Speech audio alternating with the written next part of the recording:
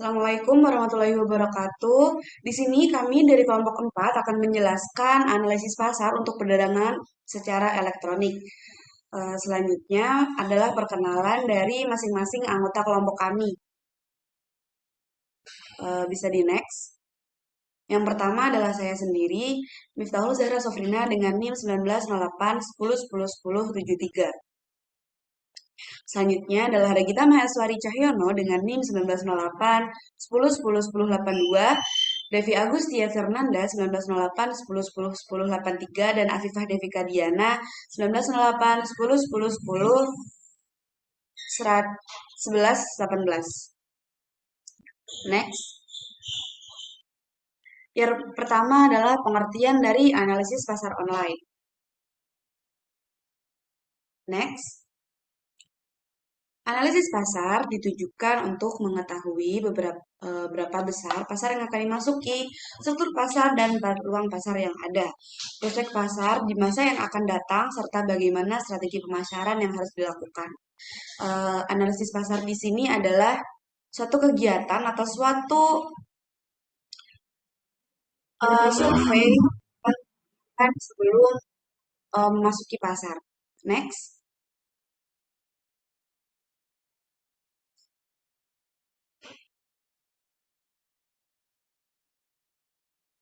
Berikut adalah beberapa aspek analisis pasar. Yang pertama adalah target pasar, yakni mencakup analisis peramalan besar dan skala permintaan pasar yang akan dihadapi. Kemudian segmentasi pasar berdasarkan demografi, sosiologi, perilakunya, dan yang lain-lain. Kemudian diikuti juga dengan perilaku dan preferensi konsumen. Selanjutnya adalah branding atau pengenalan citra perusahaan atau badan usaha.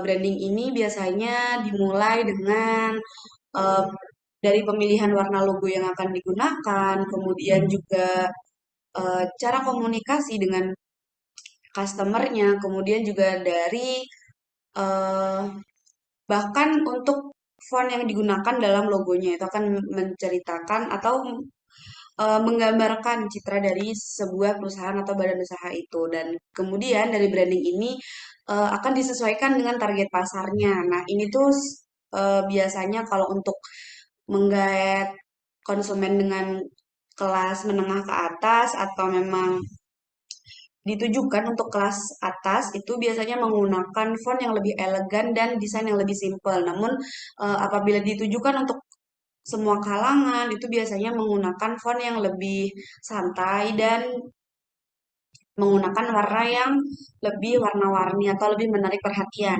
Selanjutnya adalah iklan. Yang pertama yakni eh, dengan menggunakan pemanfaat produk pengiklanan yang tersedia. Nah, untuk produk pengiklanan ini akan dijelaskan di sebab selanjutnya. Antara lain adalah Google Ads, kemudian juga bisa menggunakan iklanku Shopee dan sebagainya. Kemudian adalah dari iklan ini, dikarenakan ini merupakan analisis pasar secara digital, maka harus mengikuti perkembangan digital pemasaran. Dalam artian menyesuaikan dengan perkembangan teknologi yang ada. Kemudian, yang terakhir adalah customer relationship atau hubungan dengan customer. Menjaga dan membangun komunikasi yang baik dengan pelanggan, kemudian memberikan after sale service untuk barang dengan masa guna panjang. Hal ini diperlukan karena karena untuk pasar online ini kan pembeli tidak bisa untuk mengecek barang secara langsung sehingga diperlukan adanya komunikasi yang baik, mengomunikasikan bagaimana keadaan barang tersebut, bagaimana kondisinya, kemudian juga bagaimana apabila terjadi kesalahan setelah pembelian dan sebagainya. Baik, bisa dilanjutkan.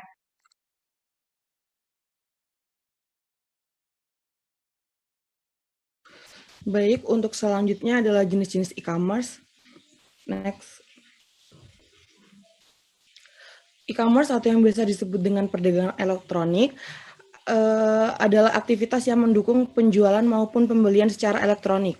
E-commerce melingkupi transfer uang, sistem manajemen data, maupun perhitungan stok produk. Dalam Undang-Undang Nomor 7 Tahun 2014, perdagangan melalui sistem elektronik adalah perdagangan yang menggunakan piranti elektronik dan melakukan transaksinya secara elektronik. Konsep bisnis seperti ini menggunakan internet televisi, radio, atau lainnya untuk memasarkan produknya. Selain itu, e-commerce menjadi penting karena dengan Anda memanfaatkan e-commerce, konsumen akan percaya bahwa kualitas produk pasti yang terbaik. Ada beberapa jenis transaksi di dalam e-commerce ini, antara lain bisnis ke bisnis ke konsumen, konsumen ke konsumen, atau konsumen ke bisnis. Karena itu istilah e-commerce dan e-business selalu dikaitkan. Next. Baik, yang pertama adalah e-commerce business to business atau B2B. Transaksi e-commerce ini dilakukan oleh dua belah pihak yang mana sama-sama memiliki kepentingan bisnis. Dua belah pihak ini saling mengerti dan mengetahui bisnis yang dijalankan. Umumnya, bisnis tersebut dilaksanakan secara berkesinambungan atau secara sederhananya berlangganan. Contoh sederhananya dari B2B ini yaitu produsen dan supplier yang saling bertransaksi secara online baik untuk konsultasi kebutuhan barang hingga proses pembayaran.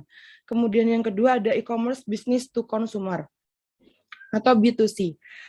Business to consumer ini dilakukan oleh pelaku bisnis dan konsumen. Transaksi e-commerce ini terjadi layaknya jual beli biasa. Konsumen mendapatkan penawaran produk dan melakukan pembelian ini secara online. Kemudian yang ketiga ada e-commerce business to consumer. Yang ketiga ada e-commerce C2C, konsumen to konsumen. Untuk C2C ini transaksi dilakukan oleh konsumen ke konsumen kalau ini seperti menggunakan Tokopedia, Bukalapak, OLX, dan sejenisnya. Kemudian transaksi jual beli dilakukan secara online melalui marketplace, jadi C2C menjadi perantara antara penjual dan pembeli. Kemudian ada konsumen to business atau C2B. C2B adalah kebalikan dari B2C yang mana konsumen terakhir bertindak sebagai penjual dan perusahaan bertindak sebagai pembeli. Kemudian yang kelima, ada media atau aplikasi e-commerce.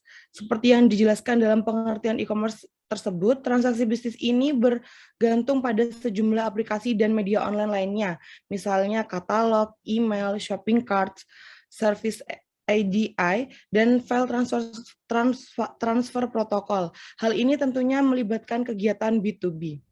Next.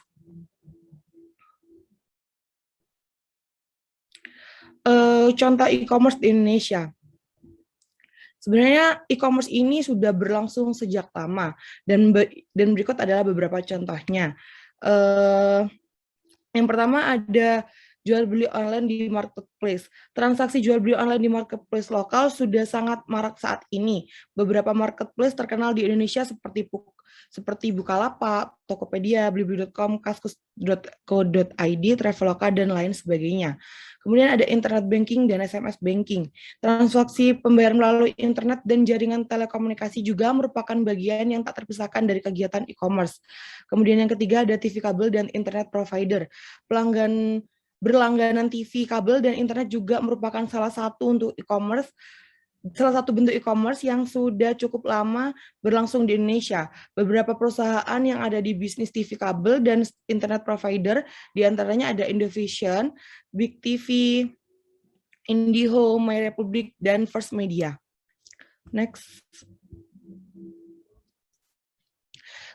Kemudian berikut adalah komponen-komponen dari e-commerce. Yang pertama ada produk.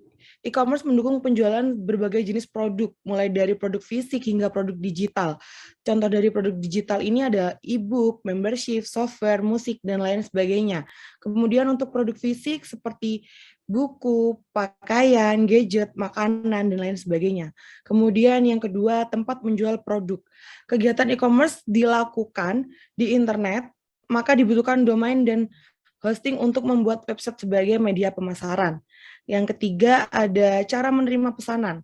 Ada banyak cara yang bisa dilakukan untuk menerima pesanan. Di antaranya dengan memanfaatkan email, telepon, SMS, chatting, dan lain sebagainya. Kemudian ada metode pembayaran. Beberapa metode pembayaran e-commerce pada umumnya menggunakan transfer via ATM, kartu kredit, COD, atau e-payment. Kemudian yang kelima, ada metode pengiriman. Cara pengiriman barang e-commerce di Indonesia biasanya menggunakan jasa pengiriman barang. Seperti contohnya ada JNE, JNT, Pos Indonesia, ada Tiki, dan lain sebagainya. Namun ada juga menggunakan jasa antar dari ojek online seperti Gojek atau Grab. Kemudian yang terakhir ada customer service. Layanan pelanggan merupakan komponen yang sangat penting dalam operasional e-commerce. Aktivitas ini umumnya dilakukan melalui email, formulir, online, telepon, chatting, dan sosial media. Next. Baik, selanjutnya akan dilanjutkan oleh teman saya. Yang selanjutnya, langkah analisis pasar.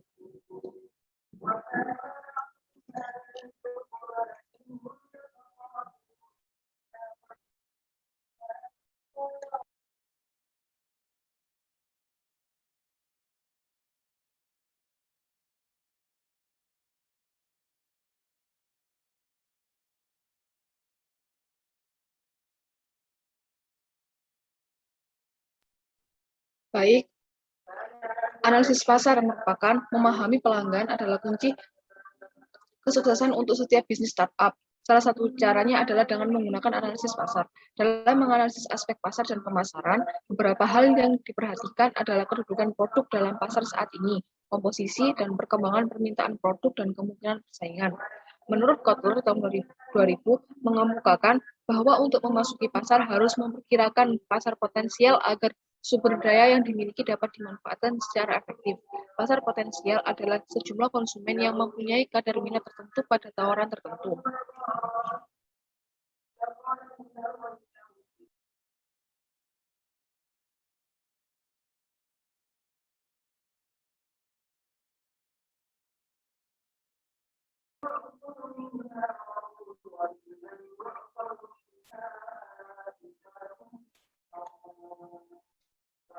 Langkah analisis pasar terdapat 4, yaitu yang pertama tinjauan industri. Langkah pertama yaitu menggambarkan kondisi industri saat ini dan kemana arah industri tersebut.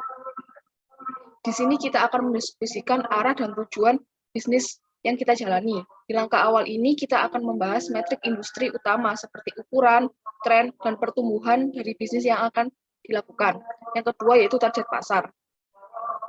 Langkah kedua ini menentukan siapa pelanggan yang sebenarnya dan menganalisis berapa banyak dari mereka di sana, apa kebutuhan mereka, dan menggambarkan demografi mereka. Ada beberapa komponen dalam target pasar. Yang pertama yaitu ukuran pasar. Yang kedua demografi, yang ketiga lokasi, yang keempat psikografi, yang kelima perilaku, dan yang terakhir ada tren. Selanjutnya yakni persaingan. Dalam langkah yang ketiga ini kita akan menjelaskan positioning, kekuatan, dan kelemahan pesaing industri. Kita akan melihat dari beberapa hal. Yang pertama yaitu persaingan langsung, di mana perusahaan yang akan menawarkan produk dan layanan yang sangat mirip, pelanggan potensial saat ini mungkin membeli dari perusahaan-perusahaan ini. Yang kedua yaitu pesaing tidak langsung.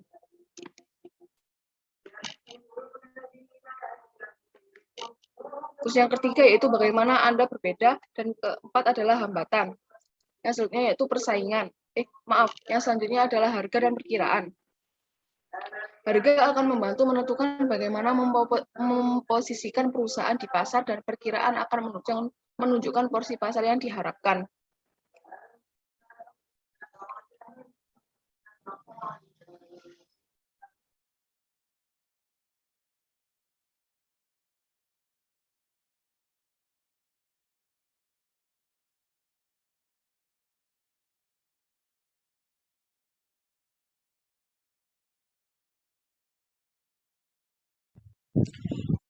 Baik, selanjutnya adalah manfaat dari analisis pasar. Next.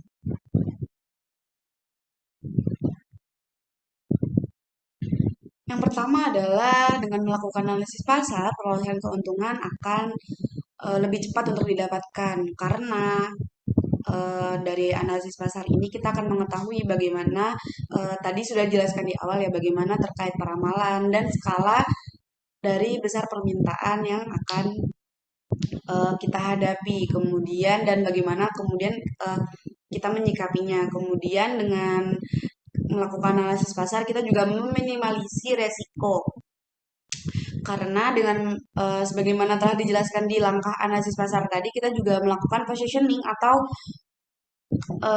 bagaimana memposisikan badan usaha atau perusahaan milik kita dalam pasar dan bagaimana cara untuk bersaing dengan badan usaha atau perusahaan lainnya. Kemudian juga rencana kerja akan lebih terstruktur. Dan yang terakhir adalah proyeksi pasar dapat diketahui dengan jelas terkait peluang dan tantangannya. Eh, Jadi next.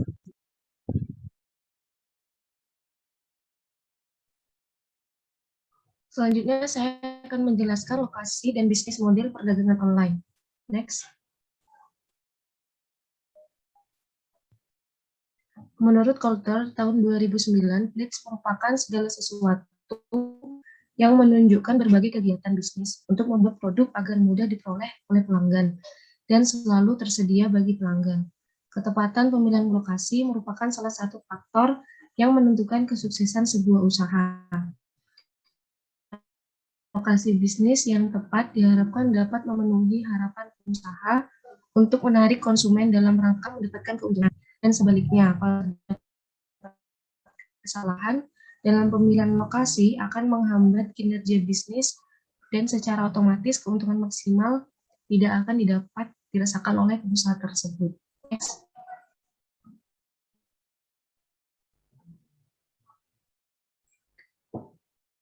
Selanjutnya lokasi perdagangan online. Pertama ada Google My Business. Google My Business merupakan platform dapat menjangkau lebih banyak pelanggan. Salah satu fitur utama My Google Business adalah Google Maps. Zomato merupakan situs yang sering digunakan untuk mencari ulasan restoran, kafe, dan tempat makan lainnya. Informasi yang ditampilkan berupa nama tempat makan, alamat, peta lokasi, kontak, menu, dan bahkan acara apa saja yang diadakan di lokasi tersebut. Selanjutnya ada Facebook. Facebook bisa digunakan sebagai tempat promosi bisnis online gratis dengan memanfaatkan untuk mempromosikan produk jenis apa saja. Next.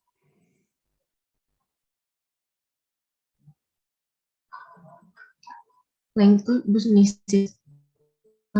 Bisnis merupakan fitur marketing solution bernama Linked Business. Linked Business ini dapat membantu menumbuhkan pelanggan potensial. Selanjutnya ada Quora. Quora merupakan platform tempat pengguna dapat bertanya dan menjawab tentang topik apa saja. Selanjutnya ada Twitter. Twitter juga dapat digunakan untuk mempromosikan bisnis dengan memanfaatkan fitur Twitter Edits untuk menjangkau audiens sesuai. Selain Facebook dan Twitter, Instagram juga merupakan sosial media yang dapat dijadikan tempat promosi bisnis online menguntungkan. Terlebih, Instagram juga memiliki jumlah pengguna terbesar selain Facebook. Next. Selanjutnya ada bisnis model perdagangan online. Yang pertama ada model bisnis e-commerce B2B atau business to business. Mereka yang menjalankan bisnis ini akan menjual produk atau jasanya pada badan usaha lain. Konsumen yang berada dalam model bisnis B2B ini belum tentu merupakan konsumen end user dari barang atau layanan yang dibelinya. Mereka bisa saja adalah reseller yang lalu akan jualnya pada konsumen lain. Oleh karena itu, model bisnis B2B ini cenderung merupakan siklus penjualan yang lebih panjang. Selain itu, pemasarannya juga diperlukan untuk menarik minat konsumen, tentu berbeda dengan model lainnya. Yang kedua ada model bisnis e-commerce B2C atau bisnis to konsumen. B2C ini merupakan model bisnis e-commerce yang paling banyak ditemui di Indonesia. Mereka akan menjual produknya pada konsumen Indonesia. Mereka yang bergerak dalam model bisnis ini akan menawarkan produk dan layanan sangat beragam. Oleh kedua bisnis e-commerce C2C atau konsumen to konsumen. Ciri dari model bisnis C2C ini jual beli barang antar konsumen. Para pelaku bisnis ini biasanya akan bergantung pada siklus iklan, marketplace, dan forum-forum untuk memasarkan barangnya. Model bisnis ini banyak memiliki peminat karena siklus bisnisnya yang cenderung lebih pendek. Para konsumen ini biasanya sudah tahu apa yang mereka inginkan. Oleh karenanya, mereka yang memiliki bisnis ini tidak perlu bekerja keras dalam memasarkan produknya. Yang keempat ada model bisnis e-commerce C2B atau konsumen to business. Merupakan model bisnis yang dilakukan oleh konsumen ke pihak perusahaan. Berbeda dengan C2C yang menawarkan produk dagangannya. C2B ini pada umumnya akan menawarkan jasanya pada konsumen. Selain itu, mereka yang berstatus sebagai freelance termasuk dalam kategori bisnis ini. Next.